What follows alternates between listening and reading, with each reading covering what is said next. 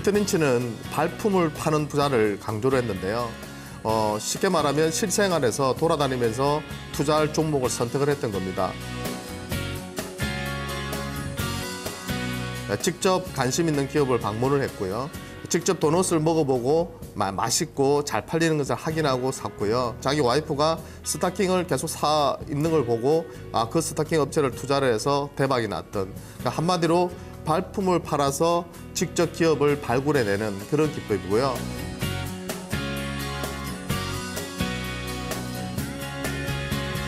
잘 나가는 기업에 투자를 해라는 겁니다. 예, 못 나가는 기업에 투자하는 것이 아니라 잘 나가는 기업에 투자를 해라, 이렇게 말을 했는데요. 또 한 가지 말씀드리고 싶은 것은 마인드가 정말 중요합니다. 예, 단기적인 시세에 너무 연연하다 보면요, 정말 50% 100% 주는 기업들을 놓치는 경우가 상당히 많거든요. 예, 그래서 기업에 대한 확신을 가지고 신고가 종목은 투자를 하셔야 되고요. 주식은 과학이 아니라 예술이다. 그건 무슨 뜻이냐면 많은 투자 대가들이 자기만의 기법으로 성공했다고는 하지만 그런 부분들을 무조건 공식처럼 받아들여가지고, 수학 공식처럼 받아들여가지고 그걸 그대로 적용하다가는 현재 주시장에서는 그게 잘 맞아떨어지지 않습니다.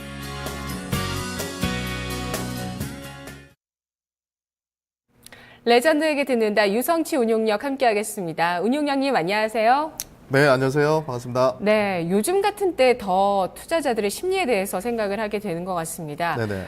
진짜 미리 현금을 잘 확보해 놓으셨던 분들은 지난 사나흘 동안에 반등해서 또 좋은 기회를 노려보셨을 거거든요. 네네.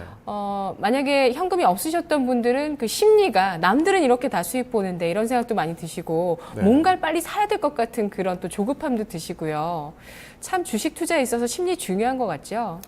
근데 이제 하루 이틀의 시세를 보고 우리가 어떤 심리가 왔다 갔다 한다면 제가 볼 때는 주식 투자는 좀 맞지 않는다고 보는 게 맞아요. 그러니까 보통 일반적인 초보 투자자분들이 이제 실수를 하는 부분이 뭐냐면, 큰 흐름에서 내가 분기 단위로, 반기 단위로, 그다음에 연간 단위로 어느 정도의 수익을 내느냐가 중요한 것이지, 하루 이틀 정도의 기회를 놓쳤다고 해서 거기에서 이제 내동매매에 가담하고 불안해하면은 전혀 수익을 낼 수 있는 구도로 갈 수가 없습니다. 그래서 그런 관점에서 본다면 단기적인 시세에 연연하지 마시고요, 큰 줄기를 보고 가시면 된다.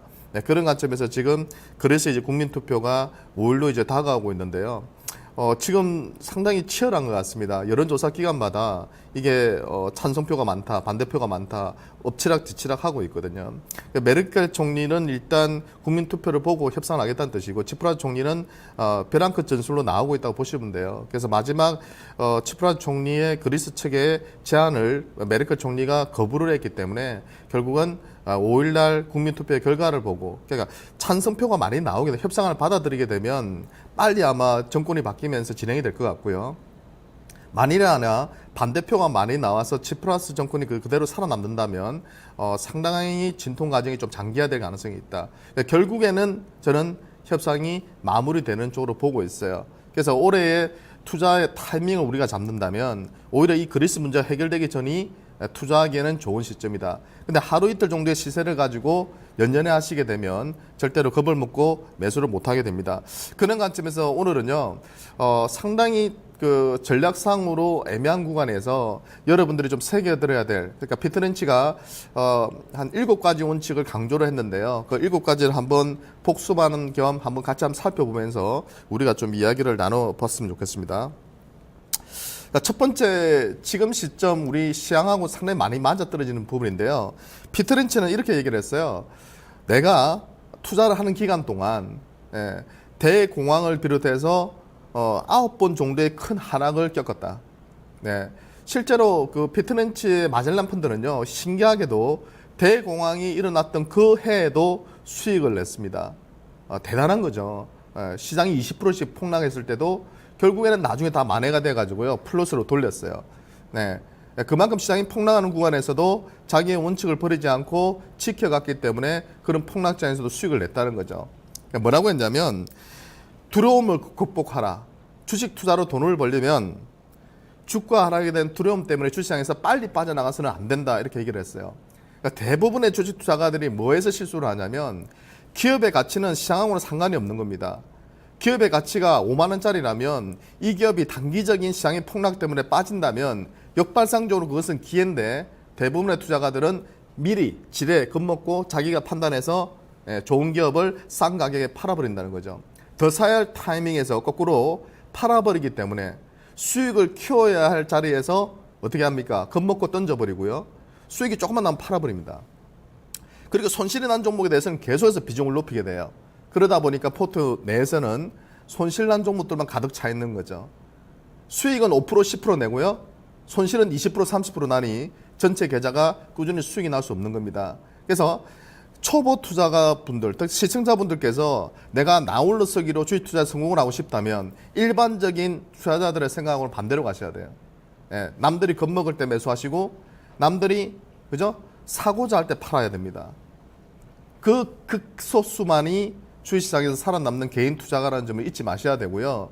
항상 그래요. 항상. 언제나 예외 없이 소수의 의견이 맞아떨어집니다. 소수의 길을 가세요. 바보 소리를 듣더라도 그 길을 가야지만이 피터 린치가 항상 강조했던 그거거든요. 거꾸로 행동해라. 역발상적으로 생각해라. 실생활에서 좋은 기업을 발굴하라. 남들이 가지 않는 길을 갈 때 마지막 보답은 당신에게 향할 것이다 이렇게 얘기했거든요. 그러니까 여러분들께서도 주식 투자하면서 제발 다수의 길을, 주류의 길을 가지 마세요. 비주류가 돼야지만이 주식시장에서 성공한다 이렇게 피터 린치는 강조를 했습니다. 자, 두 번째는요. 가장 이 부분 또 비슷한 내용인데요. 피터 린치는 시장에 둔감하고 기업 가치에 민감하라고 이야기를 했어요. 최적의 뭐라고 했냐면 최적의 투자 시점을 연구해 주가가 오를 것이라는 확신이 들 때 시장에 들어갔다가 그죠? 전망이 약간만 불확실해지면 시장이 약간만 흔들려 버리면 시장에서 그냥 빠져나와 버립니다. 그런 사람들이 수익을 많이 낼까요? 아니라고 방금 제가 앞에 말씀드렸죠. 그런 사람들은 머리로 투자를 합니다. 요 시점에서 연구를 해서 이 기업이 좋아해서 들어갔는데 약간만 시장이 변동이 있으면요. 지레 겁먹고 자기가 예단해서 또 현금화를 해버려요. 치고받고 계속해서 매매 횟수만 늘어날 뿐이지 전체 계좌는 계속 쪼그라드는 거죠. 오히려 어떤 사람이 돈을 번다고? 피터 린치는 바보가 돈을 번다고 했어요. 시장에 둔감한 사람들, 시류에 편성하지 않는 사람들, 기업의 가치만 보고 투자하는 사람들이 결국은 부자가 될 수 있다고 말을 했고요. 실제로도 자기도 그렇게 행동을 해와서 그 9분의 2기가 있었지만 마젤렌 펀드가 한 번도 손실을 내지 않고 계속해서 수익을 낼 수 있는 원동력이 된 겁니다. 그러니까 처음에 계획을 기업의 가치가 변한다면 팔아야죠. 하지만 처음에 계획을 꾸준히 그죠? 시장에 편성하지 않고 시장이 흔들린다고 해서 자기의 주관을 바꿔버린 것이 아니라 원칙을 꾸준히 유지하고 고수한 사람들이 결국에는 대박이 났다 이런 얘기입니다. 또 가장 매력적인 주식에 투자를 해라. 그러니까 이 부분을 제가 책을 읽으면서도 항상 저도 반성하는 부분이거든요. 왜냐하면 보통은 그 저평가 종목을 내가 연구를 해서 삽니다.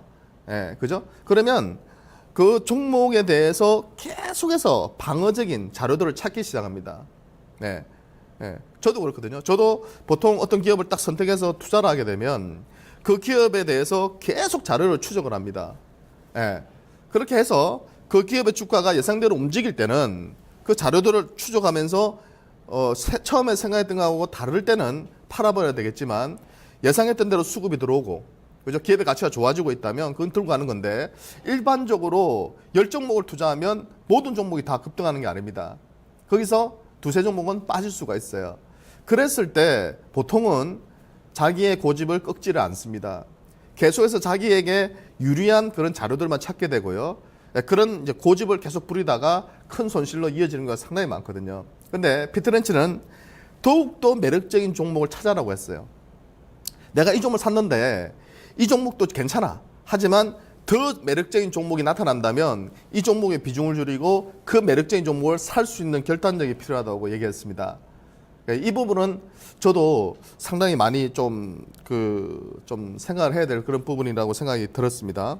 그리고 그 매력적인 종목들은 어떤 게 있느냐. 대표적으로 피터 린치는 중소형 성장주를 제일 좋아했어요. 고성장주. 그러니까 일반적으로 우리처럼 뭐 20%, 30%, 50%, 100% 먹는 것이 아니라 정말 진정한 대박주는, 진정한 성장주는 10배, 20배, 10유타 이상을 쳐야 된다. 10유타면 쉽게 말하면 만 원짜리가 10만 원, 20만 원 가는 그런 기업을 선호했다는 것이고요.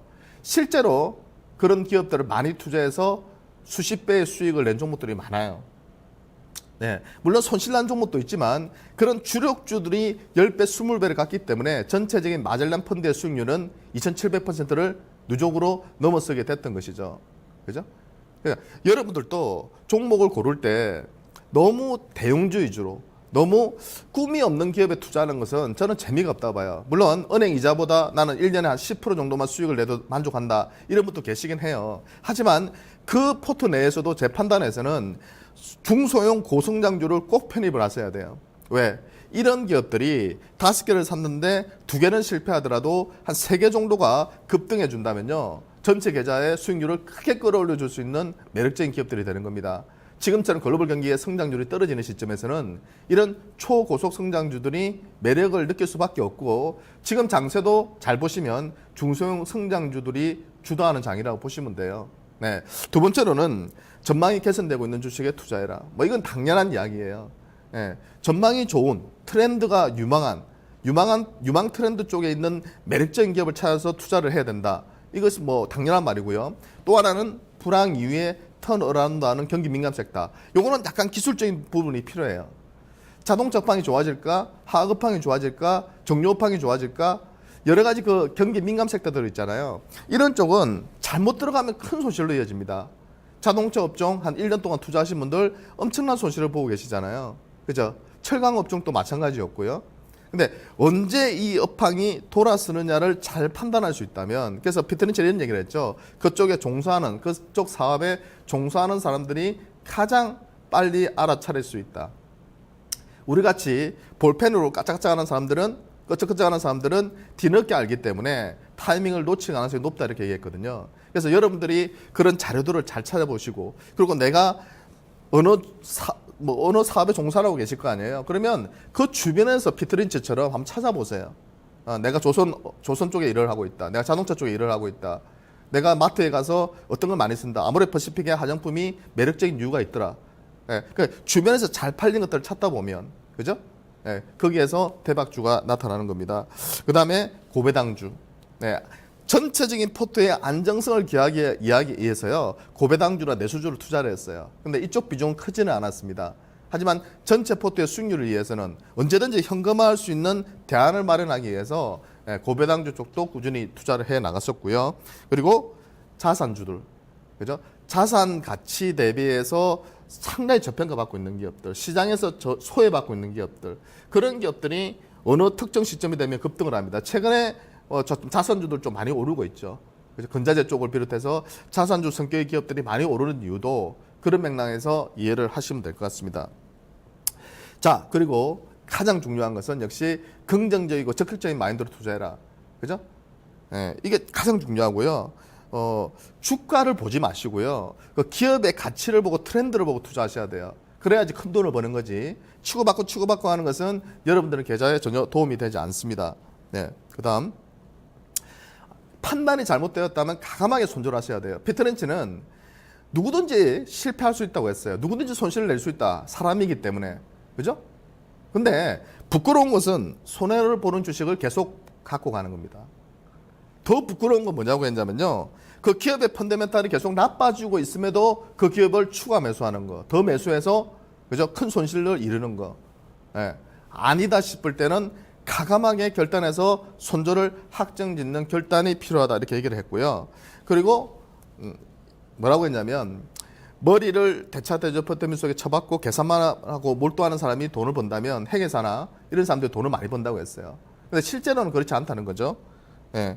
어떤 사람들이 돈을 버느냐, 결국은 파일을 10개를 뒤집으면 땅벌레 1마리 정도 발견할 수 있다. 그러니까 20개를 뒤집으면 2마리 정도 발견할 수 있다. 그만큼 시간과 노력을 투자하면 알짜배기 기업들, 보석 같은 기업들을 우리가 발견해낼 수 있다는 거죠. 제가 계산을 해봤거든요. 하루에 여러분들 4시간씩 하시면, 공부를 하시면 한 1000시간 정도 되더라고요, 1년에. 그죠? 예. 그래 일수로만 토요일 일을 쉰다고 하고, 그러면 한 10년 정도를 여러분들이 하시면 1만 시간을 채울 수가 있어요. 여러분들 정말 주식의 고수가 되시려면 일만 시간을 지켜야지만 되는 거죠. 공부를 하지 않는데, 부지런하지 않은데 어떻게 남들을 이길 수가 있겠어요.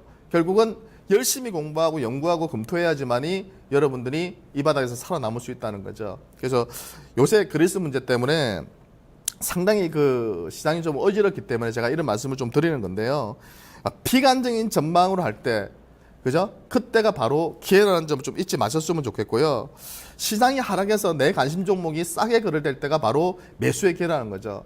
예. 그래서 손실은 짧게 가져가되 수익은 키워야 된다. 시장 때문에 여러분들이 좋은 기업을 놓친다면 안 된다. 저는 오히려 7월 21일이 이제 20일 이제 만기 자금이 또 돌아오는데요. 그리스 문제가 그 안에 해결된다고 본다면 저는 7월 중순까지가 한 7월 5일부터 20일까지가 가장 변동성이 심할 거로 보이고 이때가 올해 또 하반기에 마지막 기회가 될 가능성이 상당히 높다 봅니다. 그동안 관심 있게 보고 있는 종목 중에서요. 싸게 거래되는 기업들이 7월 달에 기회를 준다면 겁먹지 마시고 저가 매수의 기회를 한번 잘 잡아 나가시기 바랍니다. 감사합니다. 네, 중국 증시가 조금 전에 7%까지 급락하면서 저점을 찍었는데요. 현재는 5.7% 하락이네요. 다음 주에 뵙겠습니다. 고맙습니다.